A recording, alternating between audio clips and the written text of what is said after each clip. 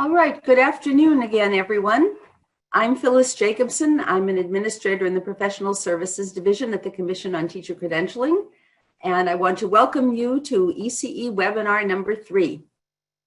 A couple of housekeeping pieces of information. You will note that your microphones are muted and that your little thumbnail pictures are not showing.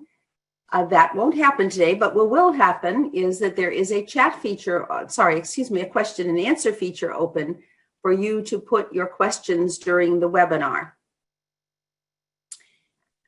Today's webinar is hosted by me with some very special guest presenters. We have Amy Rising and James Webb from our Performance Assessment Division. They're waving at you.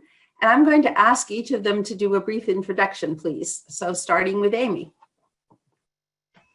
Thank you so much, Phyllis. We are so excited to be with you today. We have lots of information to share about performance assessment as a way to help us understand candidate performance and those who are joining us in this really important work of supporting our youngest learners in California.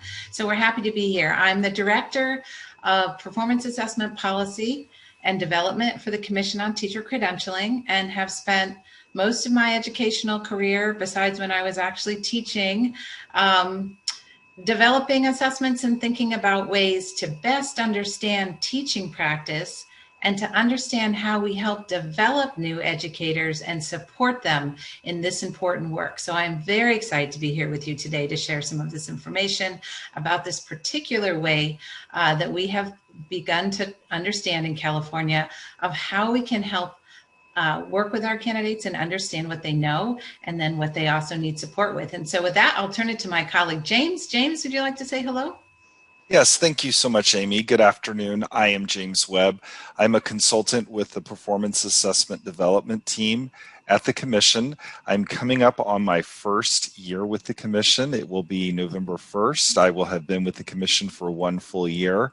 Prior to that time, I served as a teacher, working with primarily English language development and also working with in regular English classrooms at the high school and middle school level.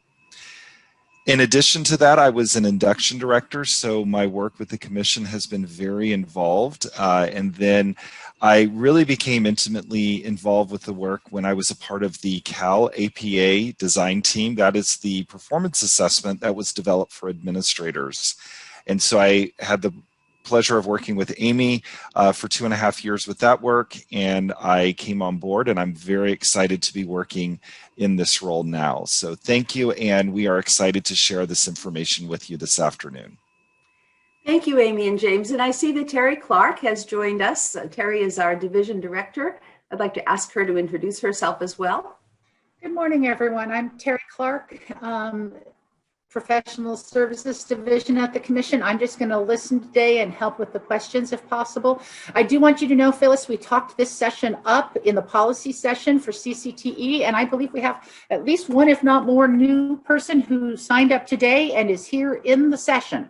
Great, that's wonderful. We really appreciate everybody's efforts to help get the word out in our larger community.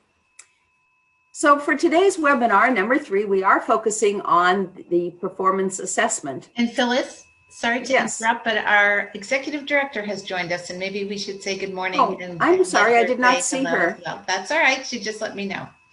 Oh, our executive director of the Commission, Mary Sandy, is with us today, apparently. Mary, are you able to say a few words? The host needs to bring her in as an attendee. We can do that, I think. We're just really excited to have Mary with us in this work. It's a absolutely cutting edge work and very much a focus of our agenda at the Commission. So we're excited that she could be with us this morning.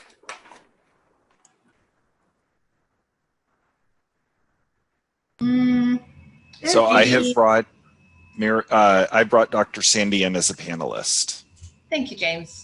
Hello, everyone. Sorry to slow you down. Just Hi, Mary. great to be with you.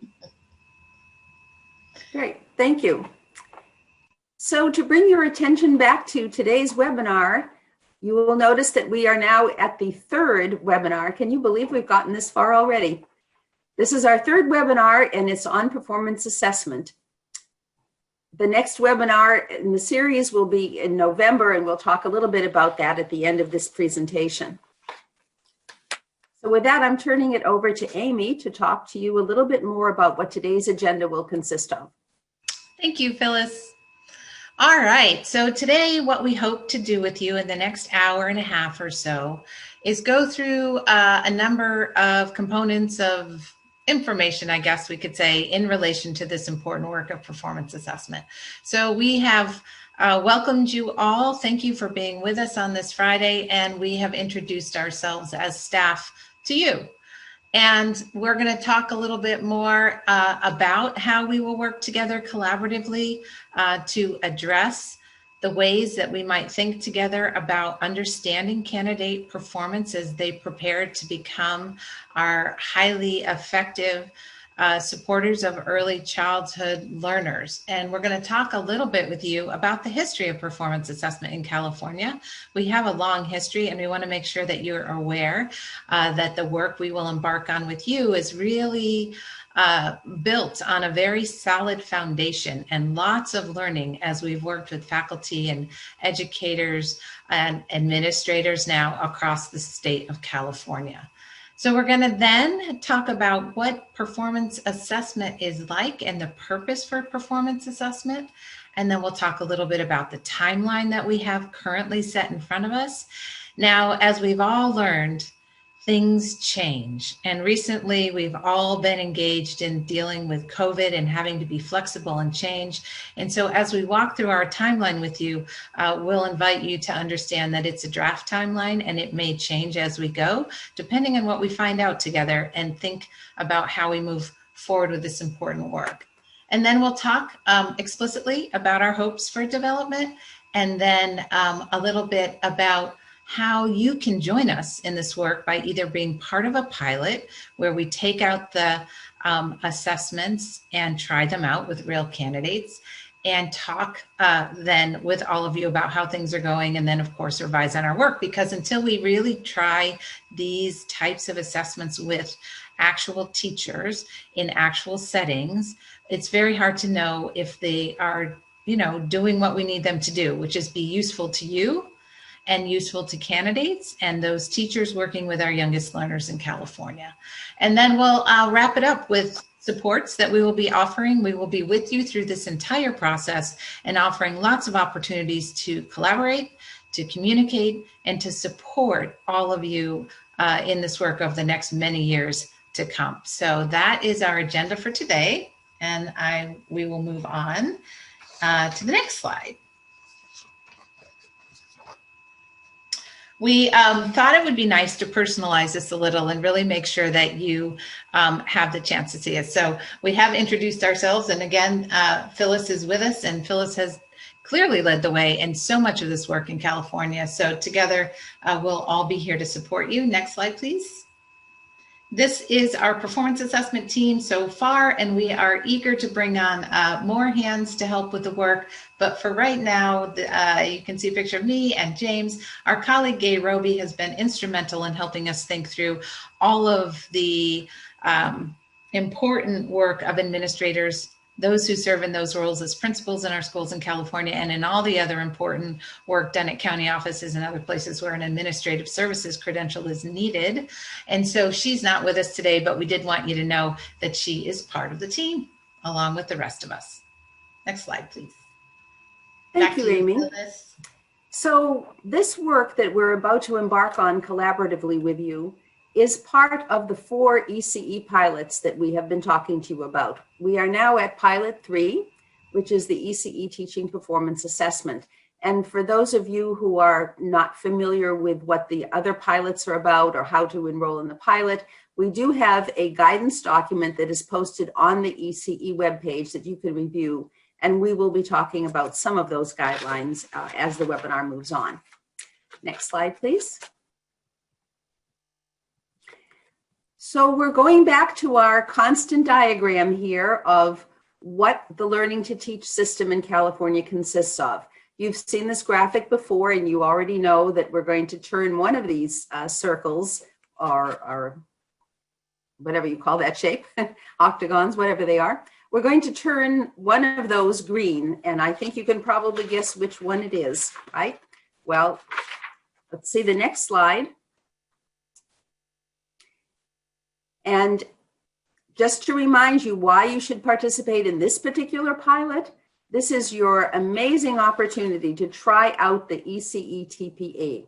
If you're not familiar with these kinds of performance assessments, I think you will all be very happy at the professional learning opportunity that this can provide you. It's a great growth opportunity, and it's a wonderful opportunity to help see how effective your instruction has been, how well your candidates are progressing towards learning and being able to apply the knowledge that you've been trying to work with them with. And we would be delighted for you to participate in this pilot. And so with that, on the next slide, you will see that we are focusing in these areas: the TPEs, the performance expectations we have for our candidates, the expectations we have for programs to help candidates learn and practice and have many opportunities to demonstrate their abilities. And we are also looking at the category of rigorous performance assessments that can confirm that these candidates are really ready to teach. Next slide, please.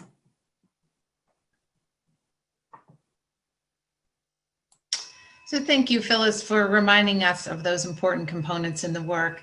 And we do want to pause and remind you that the Q&A function is turned on for this webinar. So please, as we go along, enter your questions and we will address them as we go. We have a few slides inserted throughout this presentation where we will pause and answer your questions.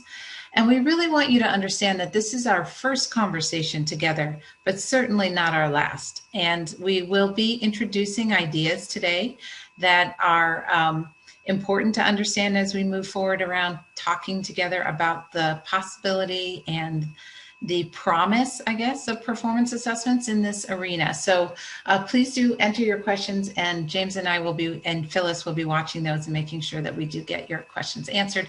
And we will be sharing lots of ways for you to be in touch with us after this webinar if you have additional questions.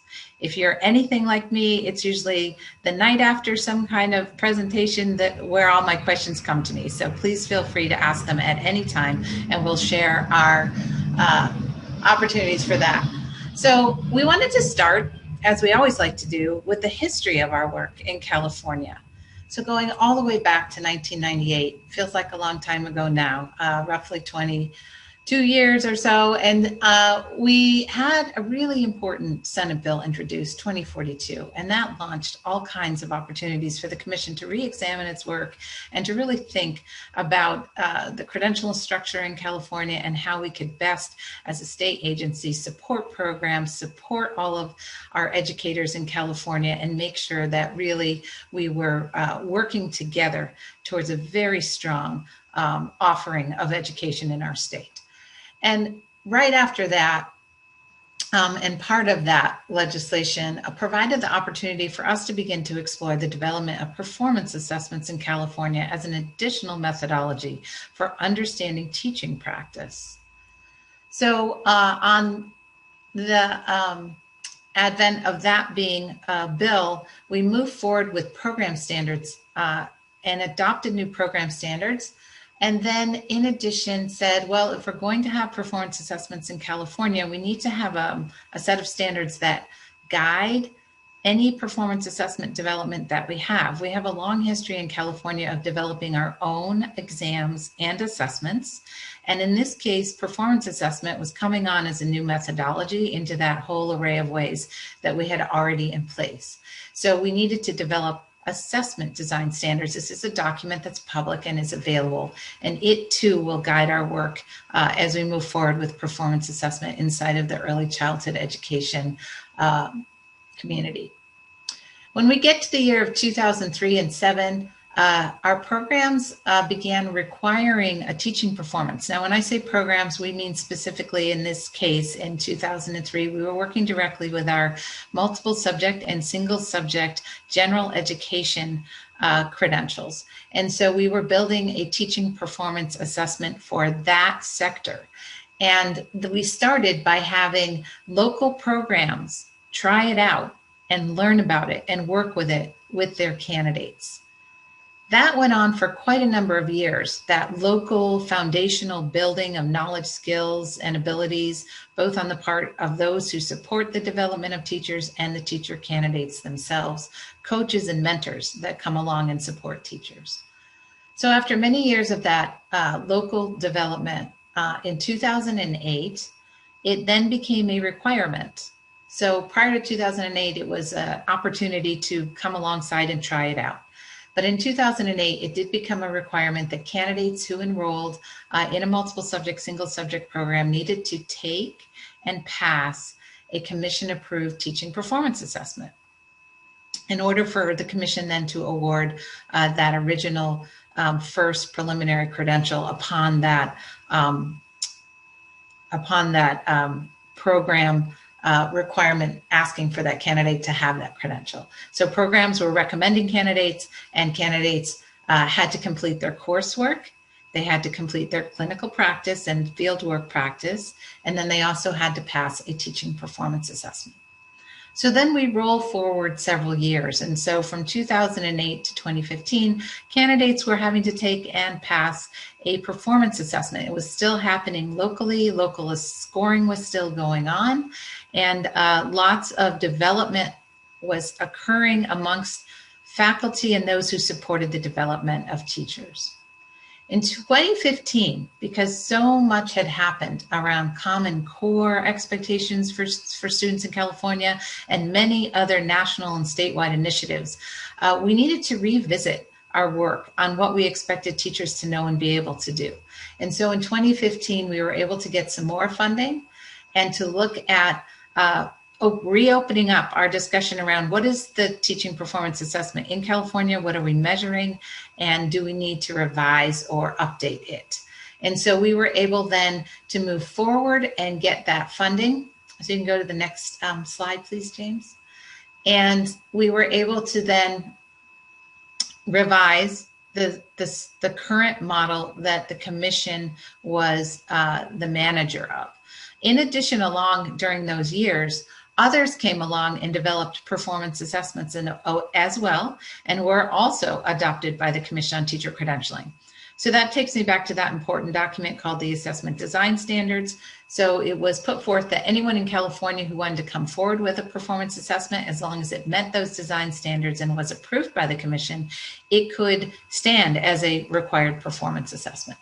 So we come forward then into that redevelopment, and we have been working over the last 5 years to redevelop the Cal TPA, the commission's sponsored model for those multiple subject and single subject teachers. In addition, at the same time, we received funding to build a performance assessment for administrators in California. And so again, we convened a design team, worked with educators across California to build that assessment. And that assessment is also underway and now operational. So in California, we have performance assessments for teachers, performance assessments for administrators. This past year, as James shared with you, we have been developing, again with a design team of educators, a performance assessment for the special education community. We have 5 specific credentials for our special education community, and we are building a performance assessment with that community, and we are starting the important work of pilot testing that this fall, and we'll be continuing to work on that development over the next 2 years, and we hope to be operational in 22-23. So with that, here we are, right, in 2020, almost in 2021. And we have this great opportunity in front of us together to start talking about what would performance assessments look like, what purpose would they hold for the early childhood community. So we're eager to move on and talk about that, but we did want you to see that we had quite an extensive set of years of testing and trying it out, working at the local level. These are assessments developed by educators for educators, and they need to be useful to those who are preparing teachers and useful to the candidates themselves so that they can understand about their practice and get some coaching and support and keep working towards building their practice as they go forward. So let's move on to the next slide, James. James, you're on mute. Yes, I am. Thank you so much. So we wanted to also give you a brief overview about the purpose of performance assessment and hopefully help you understand its relationship to early childhood education and what it can provide in terms of looking at certain areas of the position and the job that's important to really understand with the performance assessment. So it does support the field, in this case, the early childhood education, from counting seat time in coursework to a competency-based preparation and formative assessment of teaching practice. It is not just sitting in a class and getting coursework, although that is very valuable as it presents theory and understanding underlying rules of action with regard to the way teachers conduct their classrooms, but it really allows for a assessment of teaching practice to be formative and to allow for coaching and to allow for different points of understanding along the way. It also permits candidates with the opportunity to demonstrate teaching and learning with actual children. And in doing so, it allows for different artifacts such as student work or other ideas that children are producing. Their written narratives that the candidates produce are very important as to how the candidate is working with the students or children with whom they have been charged to teach. Also allows for video recording.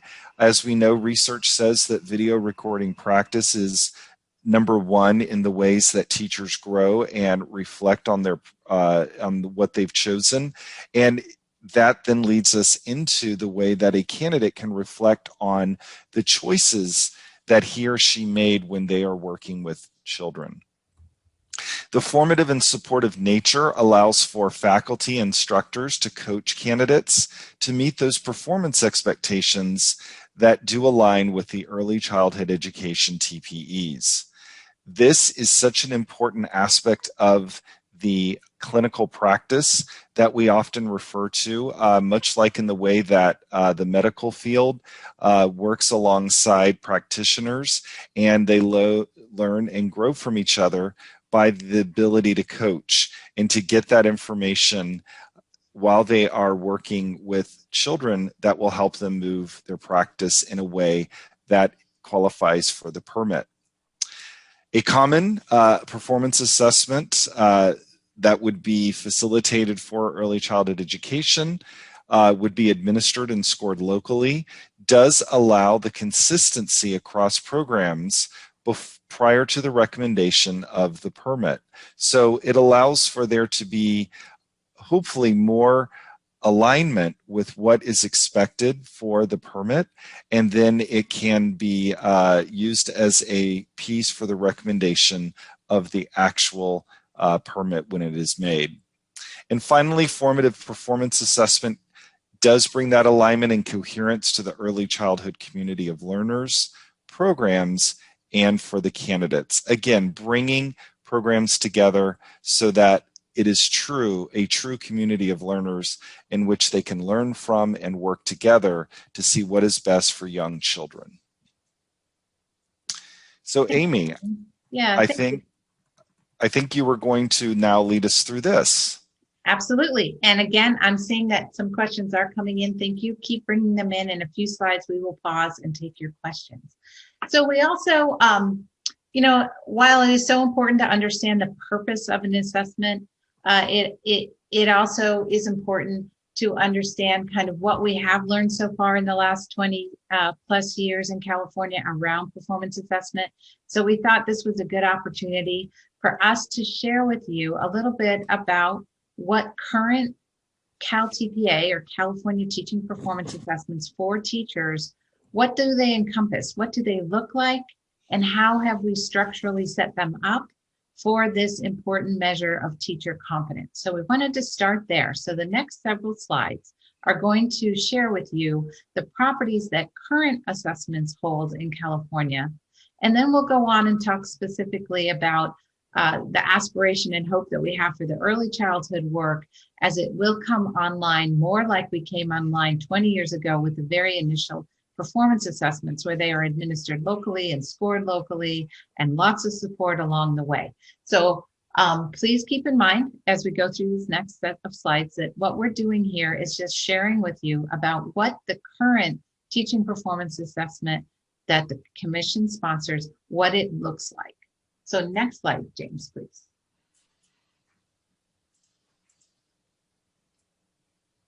So we have currently, and again, we're talking about the current Cal TPA structure. This is in no way any indication of what a cycle may look like for the early childhood education, because of course that team has not yet convened, but we wanted to give you an idea about what it currently looks like, both for the Cal TPA and for the developed and continuing efforts with the education specialists Cal TPA. There are two instructional cycles. The cycles do adhere to the plan, teach and assess, reflect and apply steps that every teacher does undergo as he or she are planning lessons, teaching students or children, reflecting on their practice, and then applying new ideas. And the first instructional cycle really focuses on learning about students and planning instruction. Who are the children in front of you? What is it that you have to teach for the purposes of this audience? Certainly looking at the preschool learning foundations would be an excellent place to start. It is, again, emphasis on California adopted standards and frameworks, because we want to make sure that those are always at the forefront of what it is that we're presenting to children. And how do you plan instruction knowing who you know in front of you, what those special assets that children bring to the classroom, and what are the learning needs that children might need in order to help them reach the standard that you are presenting or that the candidate is presenting. The second instructional cycle is around assessment, the assessment-driven instruction. Following those 4 steps within the cycle, plan, teach and assess, reflect and apply, a candidate walks through how over the course of 3 to 5 lessons, the candidate uses assessments such as self-assessment, informal assessment, and a formal assessment to help make important instructional decisions that affect the children with whom they're working. And so, again, following that same sets of steps, it allows the candidate at the early stages of his or her career to understand what is important, so that as they exit into the portion of which they will be in employment, they always have that habit of mind of what they must focus on when planning, what they do to teach and assess students, how do they reflect on practice, and then ultimately applying new ideas to future lessons.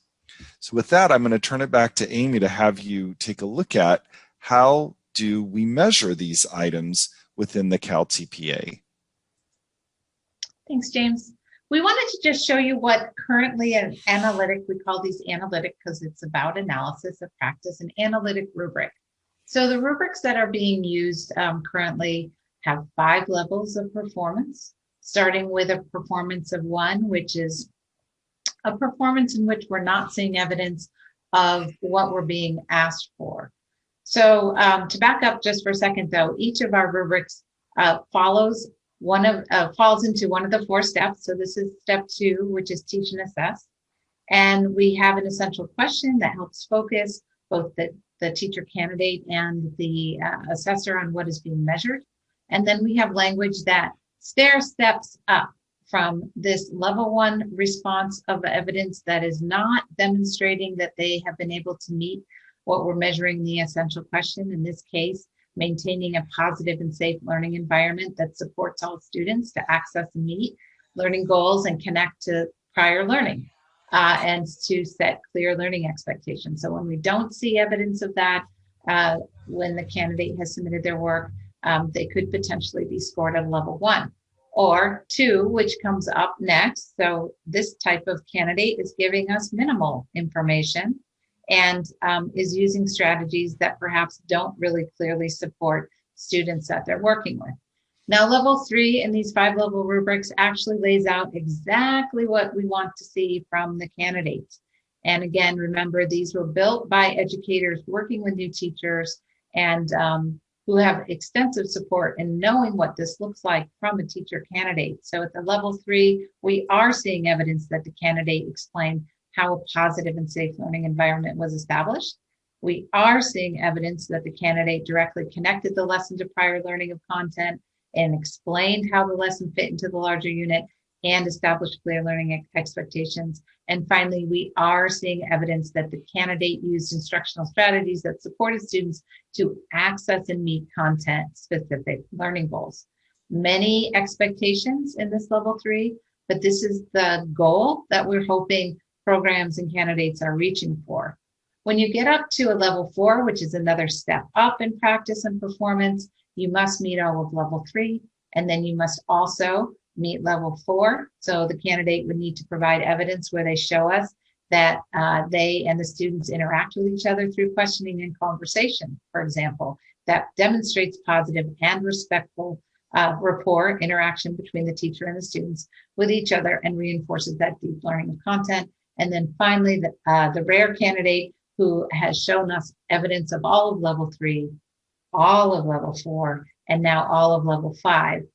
In this case, this candidate also has the capacity to show us that they know how to use universal design for learning strategies and basically a set of strategies that are scientifically based that help our students access content and the learning in front of them, and that they have established an inclusive environment that supports all students to learn and then tells us about strategies that provide that equitable access to content.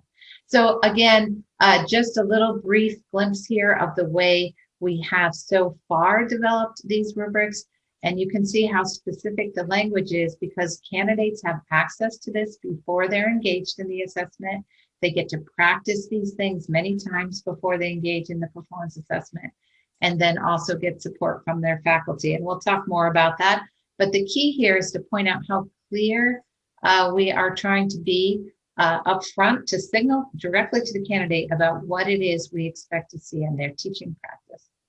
So again, just a glimpse, just wanted to share with you some of the work that has been done and the work that has been used in the field by many of your education colleagues. Whether or not we end up with these types of rubrics for early childhood is up for discussion as we work with a design team that will be forming in the next several months here. But this is at least one example for you to take a look at. So next slide, please. Thank you, James. And Amy, thank you. I'm looking at some questions, and I appreciate you emphasizing that this is just one model that we're looking at, which is the Cal TPA that we have. When the design team meets, all the considerations that are appropriate for early childhood will definitely be taken into consideration and addressed. So again, we're just showing one model because this is what we currently have. Right. And then James, take us through this slide. These again, we'll go over these a little quickly because we do have a slide coming right up to questions and we can get into the questions. But these are just some of the components and key design features of the current assessments that are underway in California and that we can learn from to help inform the work in early childhood. So again, these are just what are in place now, but are not necessarily going to be components that we would pull into the early childhood work. So go ahead, James. Sure. So when we think about these key features, we're really looking at what a performance assessment can do to focus on teaching all students. In the state of California, regardless of what level permit that you will have, all students mean all students. Any child that comes into the classroom needs to have a teacher who is equipped in the performance expectations and the understanding that all means all. So one of the things that we have really explored in the performance assessment work that Amy and I and our other colleagues have been working on is giving exposure to the ability for candidates to have a exposure to a wide range of students. Currently in the Cal TPA, as well as the Education Specialist Cal TPA, we see that they work with focus students, one of whom is an English learner, one is a student with identified learning needs, child that could either have an IFSP or an IEP, depending on the age of that child, and other underserved students, particularly students who have experienced some type of trauma early, in this case with early childhood, early in their young formative years, that may find its way into the classroom and may manifest itself into certain behaviors that a teacher should be aware of. In addition, another feature is that it is really taking an asset-based approach to children. We're going to get into a definition of this a little bit later, but really understanding what do children bring to the classroom that can be used to be a springboard into getting into activities. Not allowing ourselves to become a teacher where we have a deficit mindset, what they can't do. We don't want to focus on what they can't do. We really want to focus on what they can do and provide scaffolding to help them get even better at the activity or the skill that we're asking them to really take a look at. And in this case, we will focus on literacy and mathematics. In the preschool learning foundations, there are very explicit references to early emerging skills with literacy and early and emerging skills with mathematics. The key to a successful performance assessment is that diagnostic formative feedback to candidates and programs via rubrics.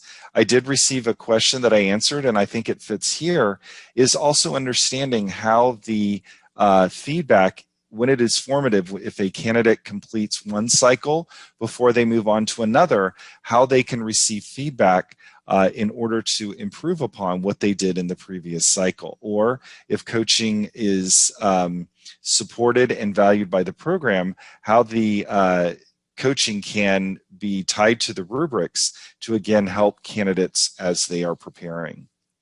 It is centrally scored by assessors that do have the background and qualifications in the permit that is being sought. Of course, when the design team meets and starts to put that information together, the design team will determine what are the appropriate requirements for scoring the early childhood performance assessment. The video of the teaching practice is directed, specific, and is annotated. The candidate demonstrates through annotations the decisions instructionally that were made working with the young children with whom they are charged to teach. And it is a matter of really taking an introspective look at the instructional decisions that are made by teachers when they are working with children. It is a natural harvest of evidence. Nothing is supposed to be artificial or supposed to be contrived. It should be what teachers and candidates are currently doing in their practice in a way for them to be able to provide their best work and show how they meet the needs of young children. And another feature that's important is getting children in working with educational technology that is embedded into instructional planning and practice to help them meet the preschool learning foundations, and if necessary, what other types of assistive technology? Assistive technology can be low tech, such as using a popsicle stick to follow along the words in a book, or it can be high tech, where if a student is nonverbal, that they may need some type of computer device in order to be able to verbalize their feelings. So again, how does that fit into planning and practice to help children meet the foundations that are required? So Amy, I'm going to turn it over to you to give us some more ideas about the design features. Thank you, James. All right, so just a few more aspects here, and then we'll get right to your questions. So really important in adult learning is to allow adults to have choice about how they would like to demonstrate what they know or don't know in their practice. And so we try to build in choice. That's one of the really great opportunities we have with performance assessment, is to provide that choice to candidates. Would you like to write to us about what you know about this component of teaching? Would you like to provide some video of your practice? How would you like to respond? The next thing is, it's so important in our work with students, and particularly with children, to make sure that we're really bringing in the arts, and we're bringing in music, and we're bringing in all kinds of ways for children to engage and learn, in addition to building literacy skills and early mathematics skills. So we look and encourage our teachers to build activities and lessons that do integrate multiple disciplinary areas. And of course, play is so important in early childhood learning. How is it through play that we're helping develop this set of abilities with a child, using the assets that they bring to us? And then, of course, how do our candidates, our teacher candidates, work with others in the educational community to bring in that extra expertise? So how are they working with those support personnel, paraprofessionals, others, teaching assistants in the classroom to help them think about how to support the children? Finally, this notion of building language, so important with all of our students, but particularly with our young students. And then, of course, making sure that the work they're engaging in is developmentally appropriate, and that we are giving children that opportunity to have hands-on learning, really engage their minds and their hearts in that learning. And then finally, providing, of course, always that formative feedback. So these are properties that currently are woven into the performance assessments that we're currently using with teachers in California. And now we want to just talk a little bit about this idea of asset-based instruction. So we have the notion that when we come to our instructional planning for children, for students, even as we're working with infants and toddlers and the important work that's done with families, we need to be thinking about the assets and the strengths. Come to the work as an educator from a positive and asset-based perspective, not from the perspective of, well, what is this child's problem? What does this child need to be fixed? How do we, engage to make sure we're addressing all of those things that aren't going well for this child? Instead of coming to the work from that perspective, we embrace a perspective of, let's first think about all of the wonderful things and assets and interests and background experiences and culture and family support and guardian support that this child has, and let's build forward from there. So that's what this slide is about. Let's go to the next slide, James. You'll take us through it. This is a sort of a graphic representation of this idea, but so important in our work as educators.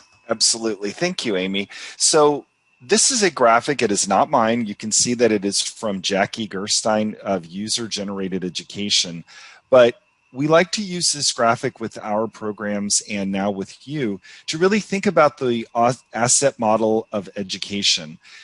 What it does is it really looks at students who tend to be from marginalized populations, and really, as Amy said earlier, focusing on what they bring to the classroom as to what are their issues or problems, which sometimes, unfortunately, has been a focus when planning lessons. And so, as you can see with the different images, it presupposes that all children have unique strengths, passions, and interests. They have their own personal powers, and they are able to be competent and capable in settings that are important to the learner.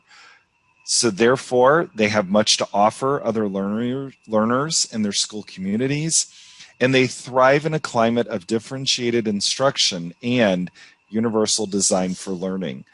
That when a teacher sits down to plan lessons or to plan activities for their children, that they do so in a way that allows all students to have the resources they need to be successful. They provide sources for educating others about their communities and cultures. And this is my favorite one. Even though they are not marching to the beat of traditional school education, it doesn't mean that they're out of step. I like to think about the analogy of what Rick Wormeli calls the popcorn reference, that if you think about kernels of popcorn, they pop at different rates, but one is just as delicious as the other, whether it popped first or it is the one that pops last. And so that's another way that we look at this in order to meet the needs of our children with whom we are charged to teach. So Amy, this brings us to our first set of questions. And we have some, I've tried to answer many of them as they've come in, but I thought that there are some that we would take time to answer now, if that works for you. Excellent. Let's do that. And I know there were some questions around the notion of scoring and things like that, and evaluating work. So we'll make sure that we talk with you about that as well. So let's start with our questions and see how we move through them.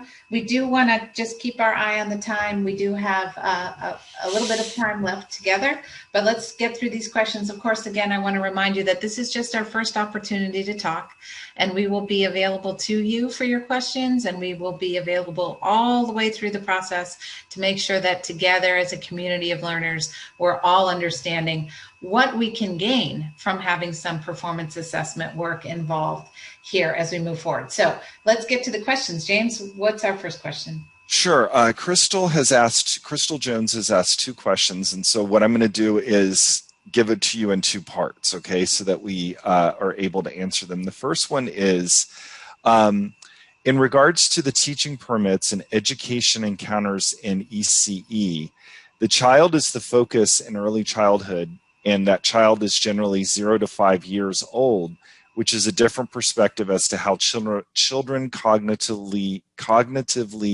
learn and develop. So I think the question is about thinking about children at this early age and what a performance assessment could really assess during this very early formative years of children.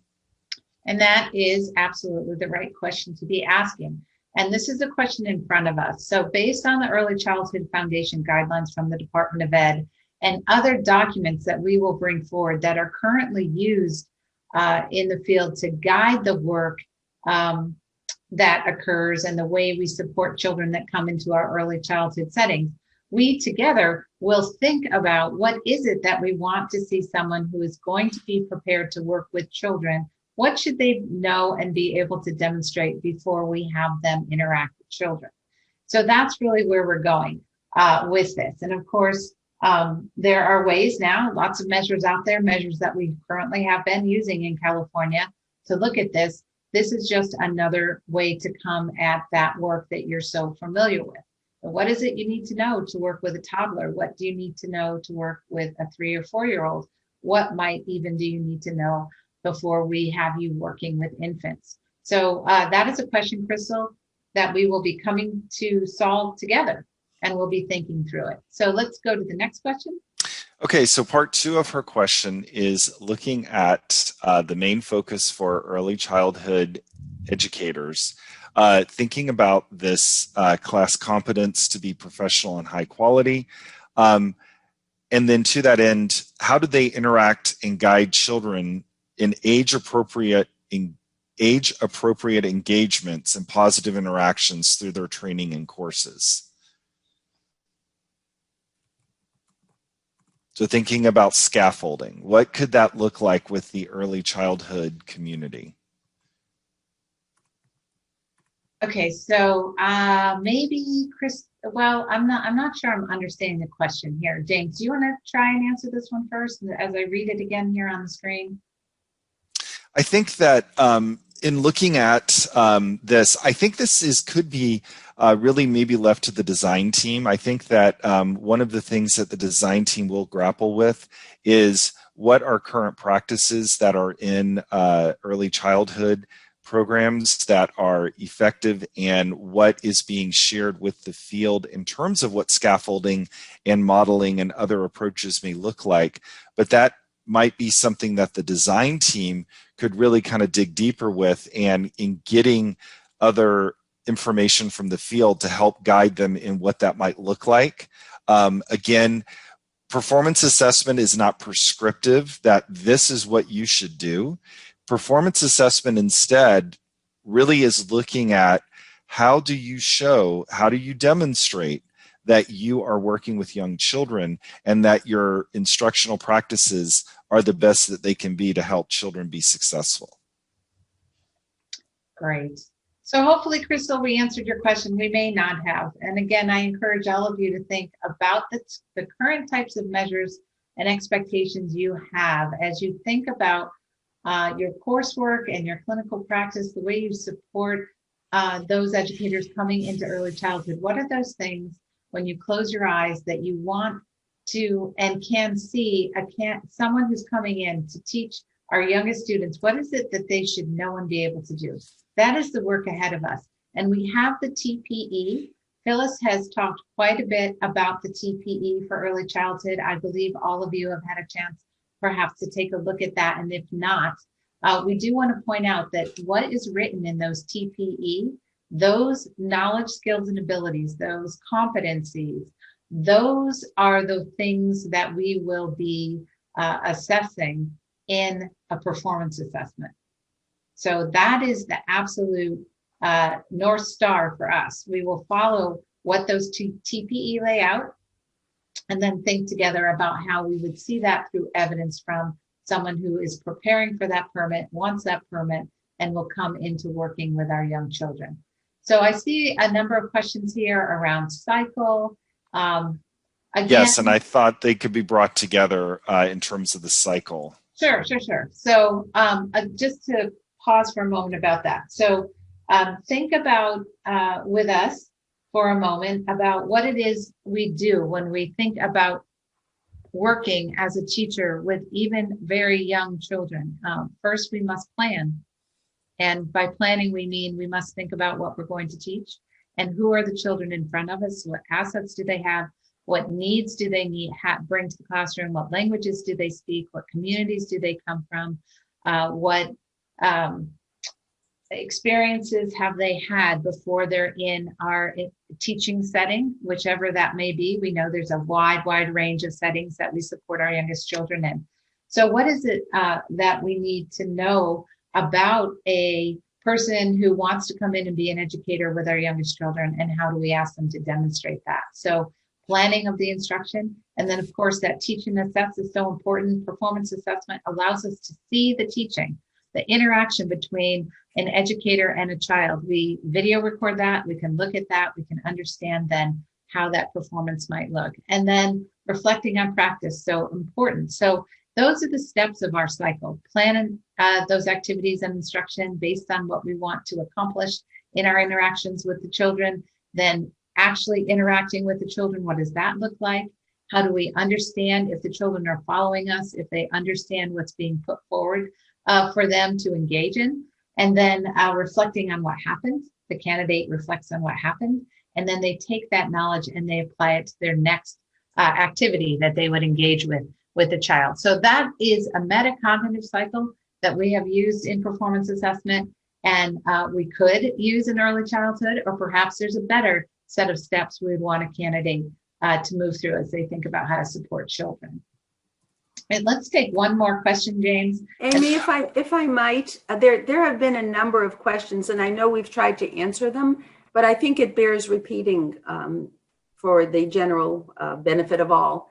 There have been a number of questions in the chat about the concept of the design team and what that would be and who would serve on that and how that would be constituted.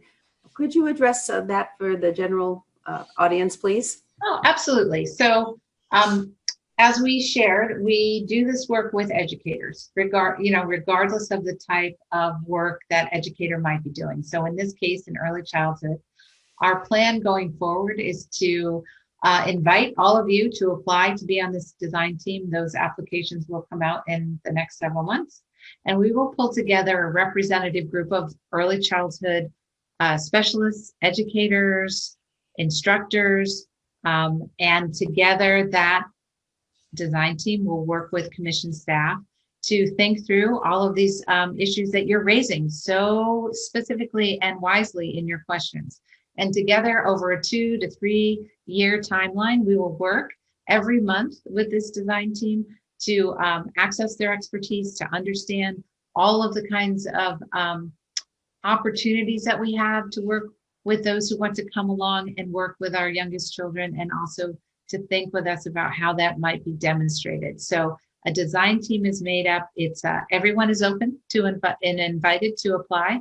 Our executive director, Mary Sandy, will approve the nominations of that come forward for the design team.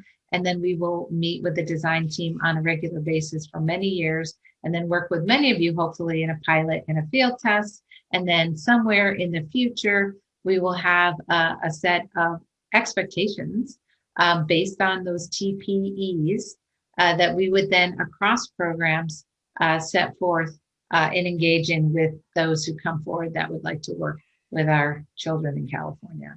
So hopefully that's helpful to you. Lots of ways. We're starting this work out very slowly. There's so many aspects of this work that need to get intertwined and build on each other. Phyllis shared a slide of 4 different pilots that will sort of be running simultaneously over the next several years.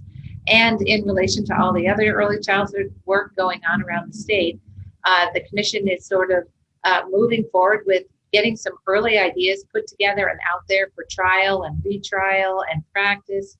So again, work with a design team of experts and specialists in the world of early childhood. We will also be bringing onto our team experts in the world of early childhood that will work with us on a daily basis to bring this work forward and to be that interaction between all of you in the field and the commission staff and others who will work on bringing this work forward. So Phyllis, is that helpful? Yes, thank you very much, Amy.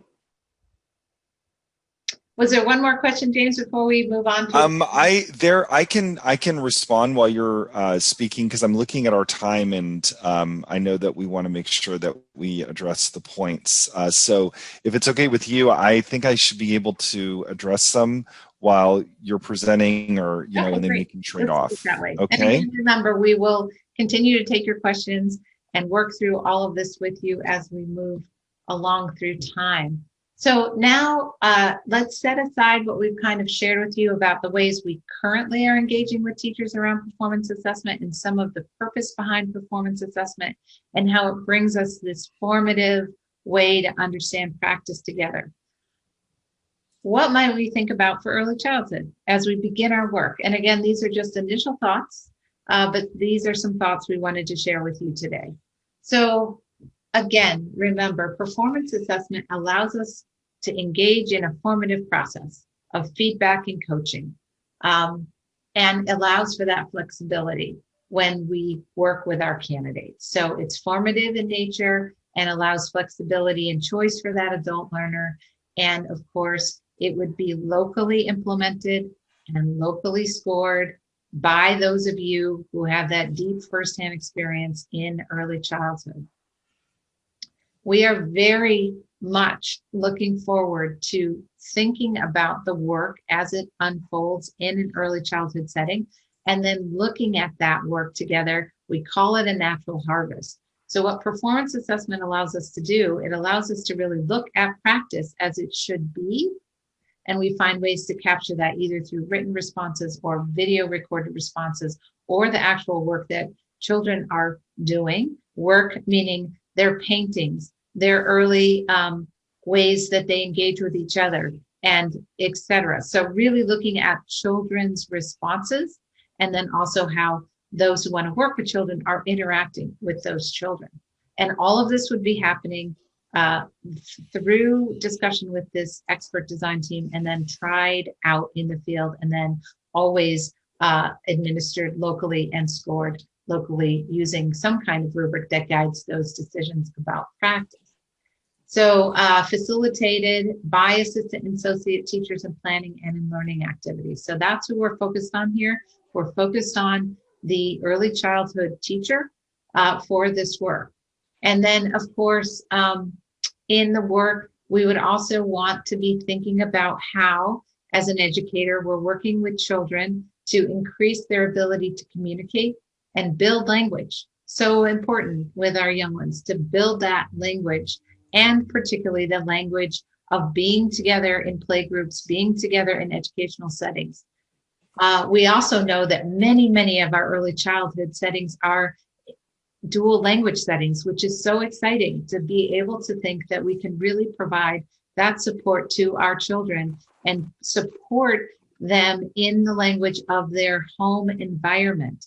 And so we want to support teacher candidates who are bilingual, trilingual, who are working in dual language settings.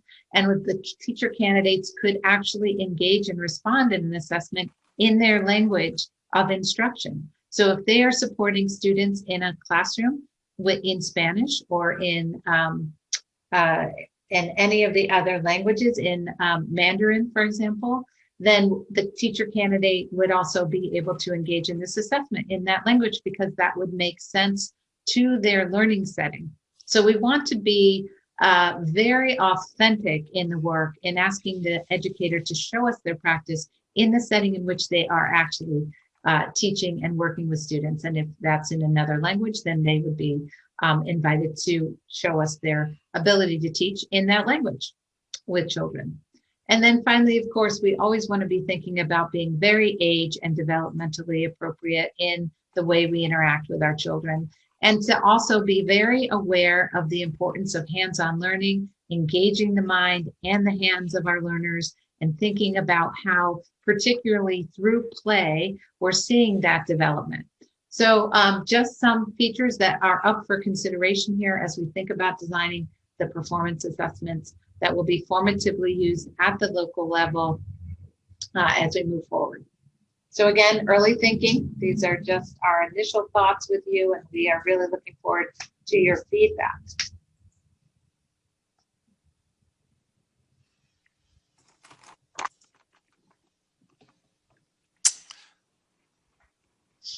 All right, so embedded performance assessment defined. So again, just coming back to some of these ideas. So performance assessment would be inside of a course, and part of that practicum work that a candidate, a teacher, a person who wants to work with our young children would be going through as they work towards their permit. We encourage those of you who are providing these courses, the instructors of these courses, to think about how this performance assessment might take the place of something you're already currently doing, because it aligns so well with what you're teaching, and also we don't want to overwhelm our candidates. Coaching is so important in this work. So working alongside a knowledgeable educator, working alongside that preliminary candidate who's coming into the work, and really being there to teach and coach them around the ways we want to interact with our children. And then finally, this notion of practice in performance assessment. So performance assessments are built. The ways that we would look at practice, those rubrics, we showed you one model. All of this would be available, transparent, and woven into coursework. And candidates would have lots of time to practice these things before they would ever engage in an assessment. And so how do we get better, for example, of reflecting on our practice? Well, we practice that, because no one is just naturally brilliant at reflecting, right? So we have to teach first, and then we can assess. And we have a model of practice and a model of transparency here, so that we're very clear in our rubric language about what the expectation for practice is. What should it look like? We share models and responses of candidate work with candidates. We see peers working together to review each other's work and have this conversation about what is best practice and how do I get my practice to meet that expectation. So these are just some ideas that, again, we want to assure you this is not an experience a candidate would go through on their own. This is a highly supported experience where candidates are learning together with others about how to build their own practice and getting lots of coaching and support. Next slide, please. A few other things We do have candidates, though, even though they're getting coaching and support and working with peers on their practice and getting better, that they do eventually submit their own original work. So we do need to see the individual's own original work at some point. There are also lots of ways to demonstrate the TPEs, and we will explore. So far, we've been using written narratives and video recording and collecting those actual artifacts from classrooms, but there may be additional ways in the world of early childhood that make sense. And of course, that notion of transparency, the notion of being formative, in other words, we're building our practice over time, is so important. And what this kind of structured expectation of practice might help do is just be transparent and clear across our so many settings and ways that we welcome people into the profession, to have a sense of consistency and a sense of assurance that every teacher candidate has had the opportunity to learn and then has demonstrated that they know how to support children before we put them on that permit or invite them in to be the teacher of record. So let's keep going. We have lots of ways that we can support you throughout this whole process. So one of those ways, I've already talked about this, so I think we'll kind of move on, but this notion of being supported during assessment, it is on a continuum of ways that we understand teaching practice, from an individual exam experience that we've all had and probably none of us liked, all the way to the other end of the continuum, where we set forth clearly what the expectation is for practice, and then we're there to coach along the way, ask those critical probing questions of the candidate's work, and then having the candidate revise and edit and get ready and practice and before they ever submit. So they are expected to be supported through the process. It's embedded in coursework, and they get feedback all along the way before they finally decide, okay, my practice is ready to be looked at by a local early childhood specialist in my community. I'm ready to submit that evidence and have it looked at so I can get some more additional formative feedback. So no candidate would go through a performance assessment by themselves. That's not the approach of this type of methodology. It is all about learning from a knowledgeable other. Okay, next one, please. Amy, how about if I take this one, and Perfect.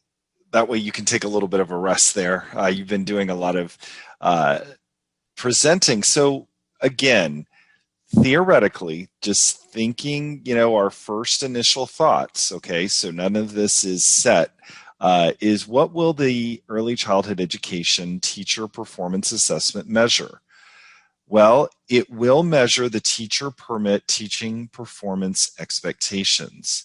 And so that would be one of the important considerations in terms of measurement.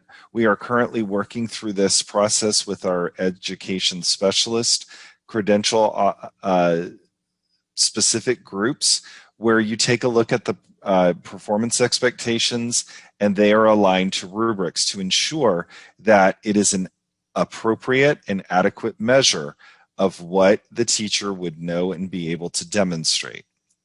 Remember that the TPEs do define what an early childhood education candidate needs to know and be able to do at the time of the recommendation for the teacher level permit. So again, what is expected on the first day of that job that the permit does authorize the teacher to have. And just as a reminder, the ECE teacher performance expectations were developed and adopted in 2019. So the next slide that we have is, again, a potential development timeline that could be used in guiding this work. But again, Amy, I think that the idea here is that it's a potential and it just really is kind of maybe helping some people to frame what their understanding is. Is that correct? That is absolutely correct. So we have the wonderful opportunity to have some grant money, and Phyllis has shared that with you and talked about it.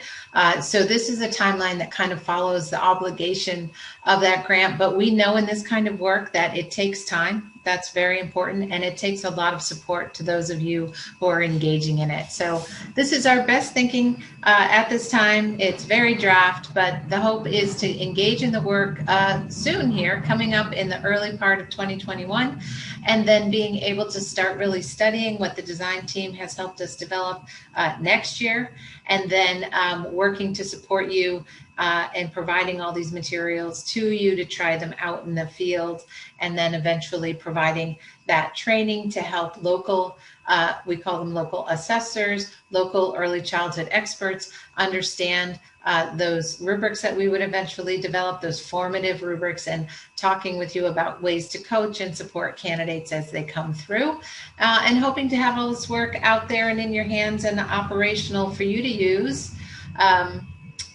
somewhere around 23, 24 and beyond that. So again, very much around moving slowly together, being thoughtful and careful about how we build these assessments and how we can think about using them to be very useful to you and to candidates as they think about their practice and how their practice is developing over time.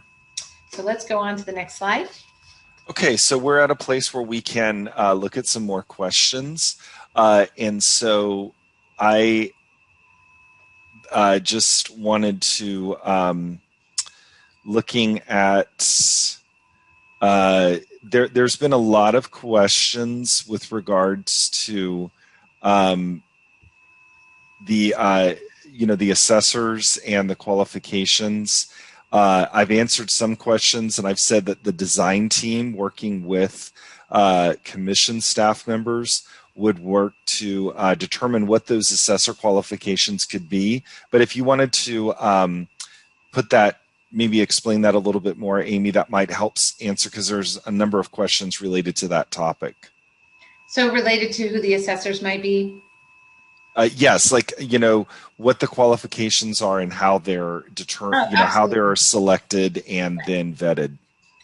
So we would need our assessors to have a couple of qualities such as, and this would really be a determination made by the design team with us in conjunction with us. So it would be educators that have deep experience in the field of running early childhood programs. It would be educators who are in the role of being faculty or instructors of those who are coming into the early childhood space. It would be potentially currently employed early childhood teachers themselves who are experiencing this work day to day and really are expert in the ways that we need to be supporting our students, so our children. So it can be any or all of those. We also look often to say you need to probably hold some kind of California Commission on Teacher Credentialing document, like a permit and or teaching credential. So we would explore these with our design team, these options, but currently that's what we do for assessors. They have to hold California credentials and or be instructors or faculty teaching in the area of teacher education, and many are from, so it's a mix of field experts who are in programs, running programs, actually teachers themselves, and then also faculty and instructors, coaches and mentors that have been supporting the development of early childhood teachers. So that full range. And as we go on, we'll work that out with the design team and think about together who would be the best to make these assessments of teaching practice. And we would provide supports on how to help you learn to do that and how to do it at the local level so that that feedback can get right back to that candidate as they're working towards improving their practice to be ready to be that final early childhood teacher of record, we call it, the one who is running the classroom and the space with the children and being there to provide that education. Another question, Amy, is around coaching. Denise asks, who will be doing the coaching? Mm-hmm. So again, great questions. These are all fantastic questions. Again, we would look to those who are currently coaching teachers in the permit coursework. We would look to faculty, and we would look to those in the field that want to come alongside and move into perhaps to that role of being a coach to a brand new early childhood educator. So again, lots of opportunities and ways for us to develop a coaching cadre that can help support that ongoing development of an educator who wants to come into this space and work with our youngest children in California and potentially our infants and toddlers. Okay. It looks like there's a lot of questions coming into the Q&A forum that are, really looking at redesign with coursework, also possibly funding issues at the community college level. So I don't know if that really falls a little bit out of our purview. Maybe that's something that we can make sure we archive, and maybe they could be answered at another time. Amy, do you think that's appropriate? Yes, unless Phyllis, did you want to respond? I'm sorry, can you recrystallize that question for me? Absolutely. I was thinking about what you were saying rather than focusing on the question. Sure, no problem, Phyllis. It looks like there's some questions with regard to, that they may need to possibly add another course or a lab course of that nature, and what that may look like at their community college. Sure. I have seen those questions as well, and I've been talking with a number of members of the EC community and other forums about these kinds of questions. So the basic framework for a performance assessment that we have been talking about is that it is embedded within coursework. Coursework is a very broad field. Coursework could be practicum, and I understand that in the community college world, a lot of this kind of practice is situated in practicum, but not exclusively so. So there's a range of coursework in which these concepts or these TPEs or these performances are embedded, and where candidates learn and can practice them. So it's not exclusively reserved to practicum. I noticed there was a question that we would have to add more practicum classes. Not necessarily, because since it's embedded in whatever coursework, all of the participants in your coursework should be learning about these performance expectations. It doesn't require a separate individual class to learn about these. So I'm hoping that this response is helpful to understanding what we're meaning. And I see Mary Sandy has her hand up. So Executive Director Sandy. I just want to add a little bit of, at least from my perspective, the performance expectations are the Commission's latest iteration of what we expect people who hold a permit to know and be able to do. The CAP work, Curriculum Alignment Project work, has been working for many years on aligning coursework to the Commission's expectations, whatever they are. And it is my understanding that June Milovich and others have been working within the community of preparers for this permit to work on alignment of coursework to the TPEs. And that's going to be a very important part of this. It's not that you can assign a performance assessment to one or two classes. It's really about how we integrate the preparation of people to teach with this type of assessment that as a learning tool for them. These are really important activities that help them to learn and move from an abstract understanding of their work to a very grounded understanding of their work with young children as a teacher or an assistant teacher or a mentor teacher. So it's going to be really important that that coursework leading to a permit in the future align with the performance expectations. And that's part of this whole pilot effort that's underway that Phyllis, I'm sure, has been talking about. I saw another question about whether this was only going to focus on community college level courses and what were we thinking about for upper division and post-baccalaureate types of programs. And the fact is, at the moment, these performance expectations are what the Commission has adopted to guide the preparation of anybody who's going to serve as a teacher in an early care and learning center that is currently required to hold one.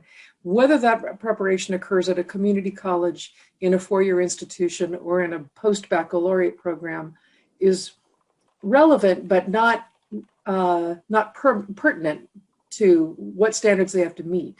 These performance expectations are intended to cross all of those sectors and really guide preparation of this workforce, regardless of the institution that's offering it. I hope that makes sense and was responsive.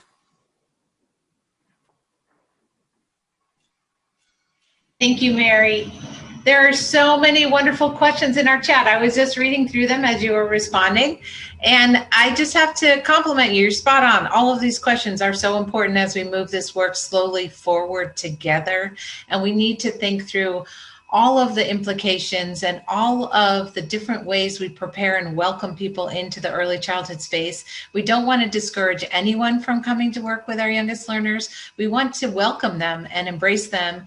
But we do want to have a more consistent understanding across the state, perhaps, and this may be one way to get there. So we are going to go ahead and move along and look at a few more slides together and then have more time for questions before we wrap up. We have about 9 more minutes with you today.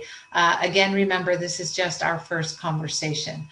So again, one of the best ways to really understand this work as it unfolds is to come along and be part of the pilot with us. And Phyllis has already talked with you a bit about how you will have this opportunity to be in the pilot. We can take as many of you as possible into the pilot that want to experience this in the earliest stages of its development.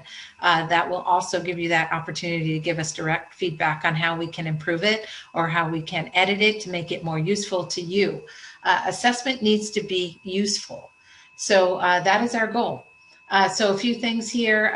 We will establish a way to communicate with you through someone we would call a coordinator. Everyone is welcome to participate.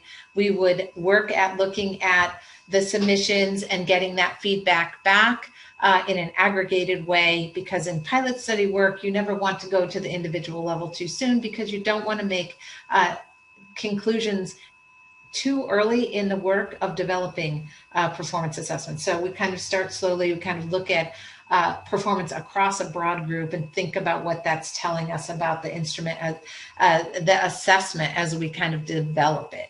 So just a few things there. Let's keep going. Again, just some similar ideas here. So let's just keep going. Oops. Did I go too far? Your finger is too busy pushing. Yes, sorry. All right, and so Phyllis, I think we come back to you. There were a few things that we pulled forward from the slides that were presented to you last meeting that we wanted to just kind of come back to. One of the other things, though, that is important here at the bottom is that these experiences that we have been developing that we currently call instructional cycles that follow that plan, teach, assess, reflect, and apply set of steps are very engaged over time with the candidate. So these typically are 4 to 6 week kinds of experiences. So we can come back and talk more about that, but these are not sort of one-off type of experiences. These are not narrow in that regard. They are complex. They take us through a lesson, the implementation of that lesson, then the reflection on that lesson, and then how would I use this next? So it takes time for candidates to engage. So we just wanted to point that out. You can go on to the next slide. I think it's the next slide that. And again, here, just repeating some of the things that would happen in the pilot, where candidates would reflect on their practice, of course. They would video record their practice.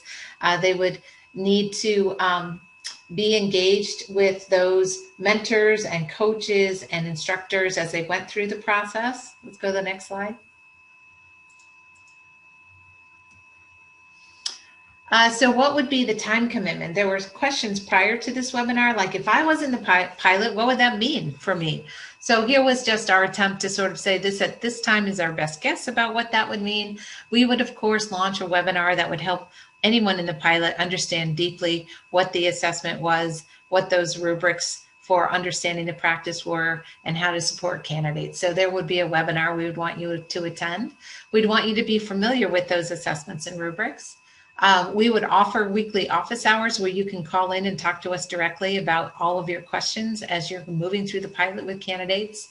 And we would ask you to support your candidates while they engage in trying this out.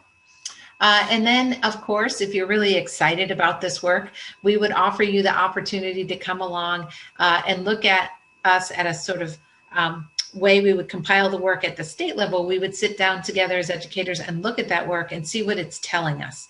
What is it telling us about practice?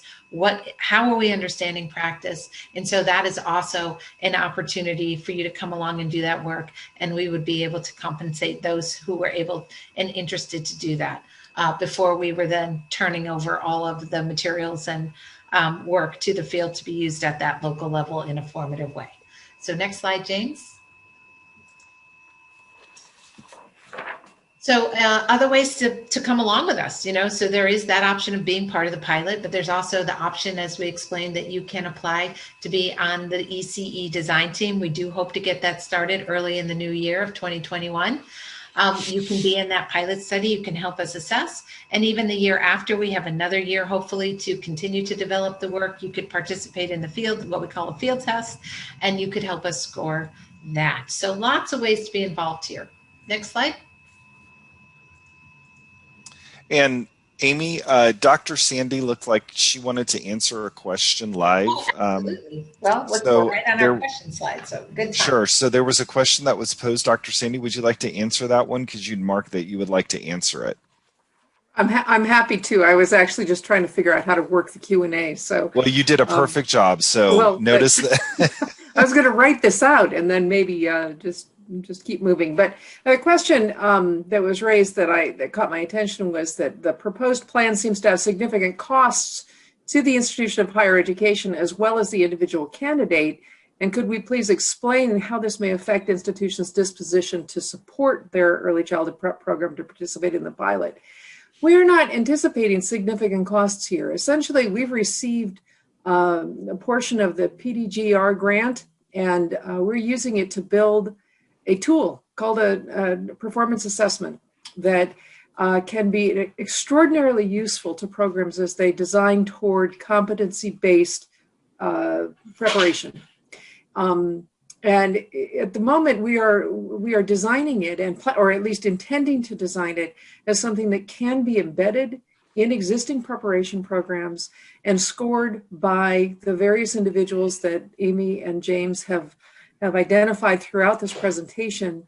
And in many ways, as an embedded performance assessment, it is like having assignments within your courses, within your practicum that you are scoring and that people are already paid to do that work. It may shift the work in some ways, but part of our overall plan to develop this instrument is also to design training programs for assessors and to the full extent possible to provide that training and technical assistance to the field at our cost, at the state's cost, to learn how to use it, to learn how it works, to build it into preparation and to strengthen preparation using a commonly developed tool that is tied to performance expectations and built into coursework. So, Jan, I don't see this at the moment having significant costs to programs to participate or to move forward with us alongside us. That is definitely not our intent. So that was my answer. Thank you, Dr. Sandy. Very helpful. So thank you for that, answering that question. We have a couple of slides, but we are really 1 minute from wrapping up, and we do appreciate you are all very busy in your days. So we do not want to step over the line of your commitment to being with us today. So I'm going to turn it back to Dr. Jacobson, and we're just going to move ahead to the last slide so that you can see again how to reach us through our mail list and through our web page. And James and I thank you very much for letting us be with you today, and we look forward to working with you going forward. So back to you. This slide too, though, while we're here, is really important. These are all the ways we can be supporting you. So just take a peek there. We have really learned that we need to be available to our programs working in performance assessment. So we offer office hours, we offer webinars, we offer monthly ways for faculty and instructors to come together and talk about best practices. We even talk directly to candidates now about how to engage. So with that, back to you, Phyllis, to wrap us up. Thank you very much, Amy, James, Dr. Sandy, and anyone else who contributed to our mutual learning and growth today. This concludes the webinar on the performance assessment. I want to remind everybody that the pilot guidance document is available on the ECE website. We have posted the link to that website in several responses on the chat, and we can post that again for you. Our next webinar 4 will be on Friday, November 6th. There's a registration link here in the slides, and that will be addressing our process for developing a peer review program approval process for our early childhood preparation programs. We encourage you, if you would like to participate in these pilots, to fill out the pilot application form that is also available here on the ECE webpage. Several of you have asked, well, can I preview what that looks like? Yes, there is a full preview of the application document in the pilot's guidance document. I believe it is the very last page or close to it. So we welcome your becoming informed, and we thank you very much for the time that you've spent with us today. And we look forward to our continuing collaboration. Thank you, everyone.